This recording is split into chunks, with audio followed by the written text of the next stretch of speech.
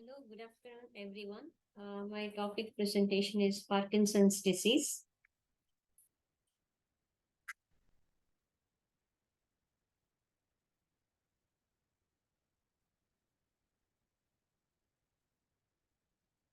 Let's see what is Parkinson's disease is a brain disorder that causes unintended or uncontrollable movements such as shaking, stiffness, and difficulty with balance and coordination.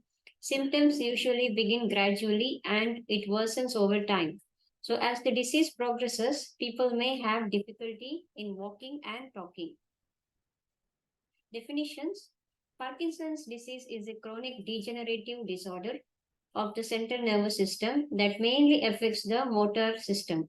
The symptoms usually emerge slowly, and as the disease worsens, non motor symptoms become more common. Early symptoms are tremors, rigidity, slowness of movements, and difficulty with walking. Problems may also arise with cognition, behavior, sleep, and sensory systems. Parkinson's disease dementia becomes common in advanced stages of disease. Moving on to the pathophysiology, mainly the contributing factors like age, environmental factors that will lead to mutation and presence of alpha synuclein Lewy bodies present and X excitotoxicity ion, then it will lead to mitochondrial function damage, and this will also there will be a protein aggregation and glial activation, increased oxidative stress and lysosomal dysfunction, then apoptosis and neuronal death, which will lead to symptoms of Parkinson's disease such as bradykinesia, tremors, impaired sleep, behavioral changes, and more. So we know that there will be a destruction that will cause of dopaminergic neuronal cells in the substantia nigra and in the basal ganglia, depletion of dopamine stores, then leading to degeneration of the dopamino, dopaminergic nigrostriatal pathway and imbalance of excitatory and inhibiting dopamine neurotransmitters in the corpus striatum. This will lead to impairment of extrapyramidal tracts, controlling the complex body movements. So that is how we will see the symptoms in the Parkinson's patients. Mainly we see commonly tremors, rigidity, and bradykinesia. So symptoms are mainly, as I mentioned previously, tremors in the hands, arms, legs, and jaw or head.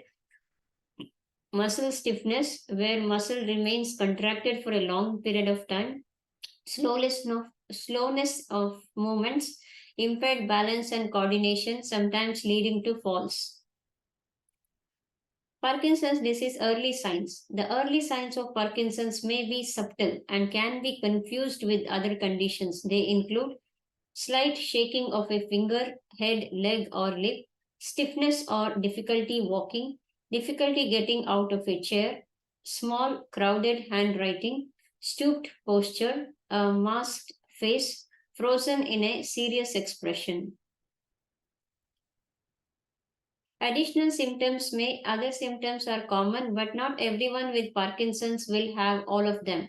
They may include restlessness, sleep, or daytime fatigue, a soft voice or slurred speech, difficulty swallowing, memory problems, confusion or dementia, oily skin and dandruff, constipation.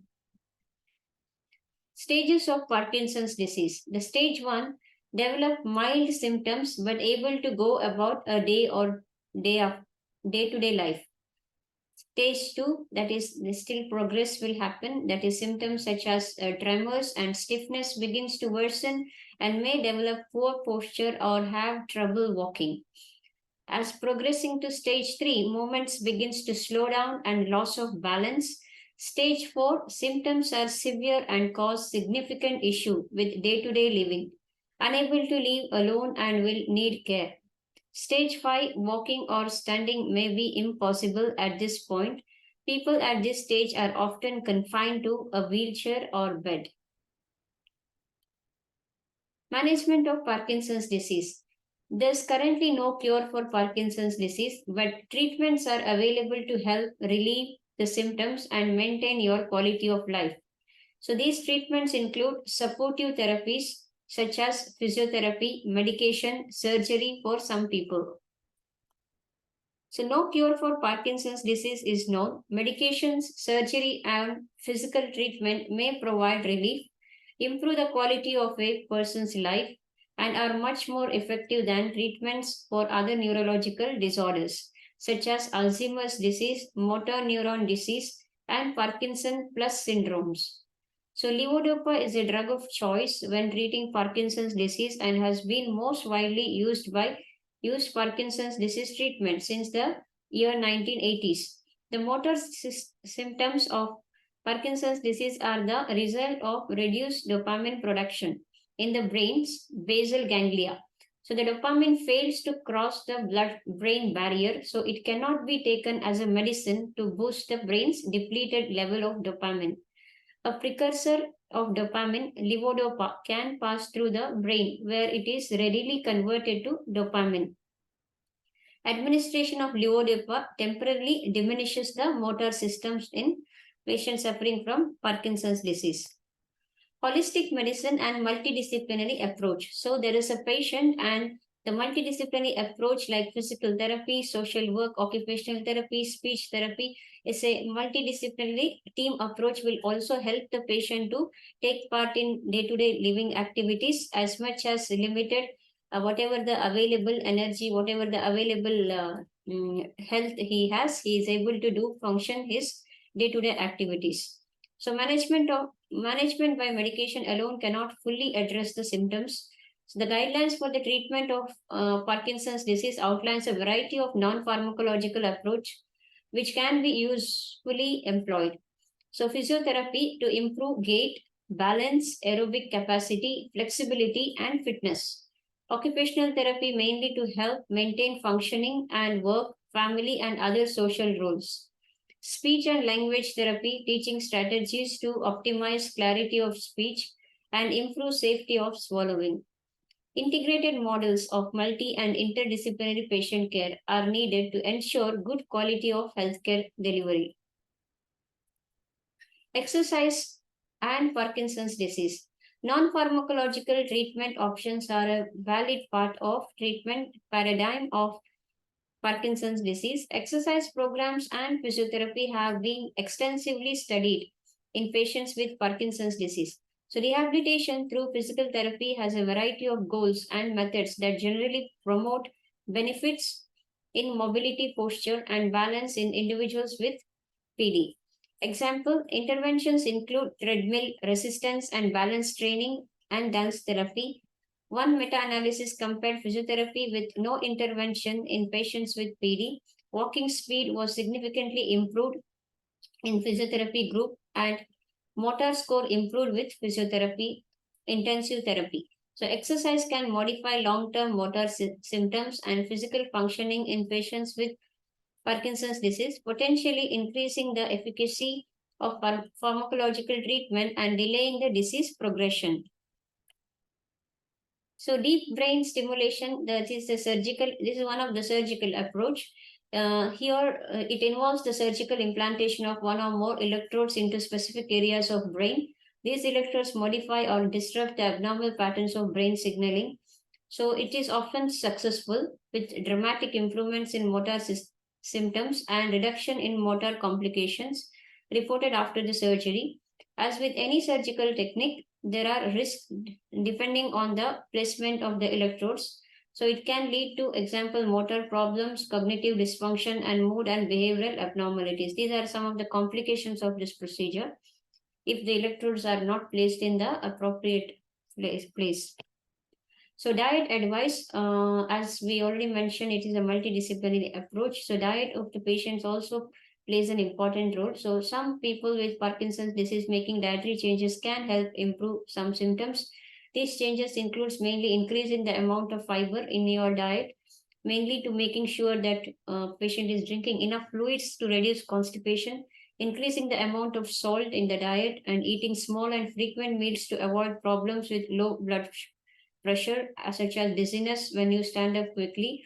Making changes in diet, avoid unintentional weight loss, and also patient may see a dietitian, a healthcare professional trained to give you diet advice. And if you care team thinks that we may benefit the patient by changing his diet, we must include the dietary modification.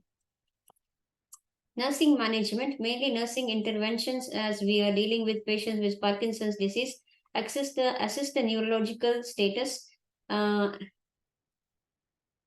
assess the ability to swallow and chew, provide high calorie, high protein, high fiber, soft diet with small frequent feedings, increase the fluid intake at least 2000 ml per day, monitor for constipation, promote independence along with safety measures, avoid rushing the client with activities, assist with ambulation and provide assistive devices, instruct client to rock back and forth to initiate movements, instruct the client to wear low heeled shoes, encourage the client to lift feet when walking and avoid prolonged sitting, provide a firm mattress and position the client prone without a pillow to facilitate proper posture, instruct in proper posture by teaching the client to hold the hands behind the back to keep the spine and neck erect, promote physical therapy and rehabilitation, administer anticholinergic medications as prescribed to treat tremors and rigidity and to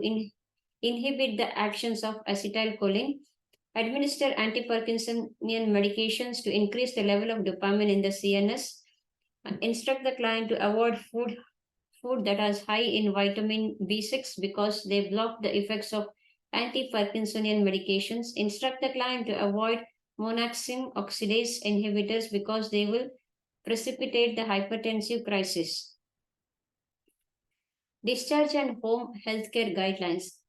Be sure that our patients or caregivers understand all the medications, including the dosage, route, action, adverse reaction. Avoid the use of alcohol, reserpine, pyridoxine, and phenothiazine while taking levodopa, as it can have a drug interaction. In general, recommend the massage and relaxation techniques and reinforce exercise recommended by the physical therapist. Several techniques facilitate mobility and enhance the safety in Parkinson's disease patient. Instruct the patient to try the following strategies. Mainly, these strategies like to take the medications on time, and also advise the patients that he should be taking care while walking, as there is high chance for the fall. So we have to teach the family as well as the healthcare providers who are always there with the patient, and he also should be doing a proper follow-up with the treating physician for to know the disease progression and to take the appropriate measures. As a conclusion, Parkinson's disease requires long-term treatment. Treatment of Parkinson's disease becomes challenging as time passes by because it's a progressive disease. In addition to medicine, persons suffering with the disease should remain active, happy, and perform regular exercise and physiotherapy to retain the whatever energy that is left in the patient. Thank you so much for listening to this presentation. Have a nice day.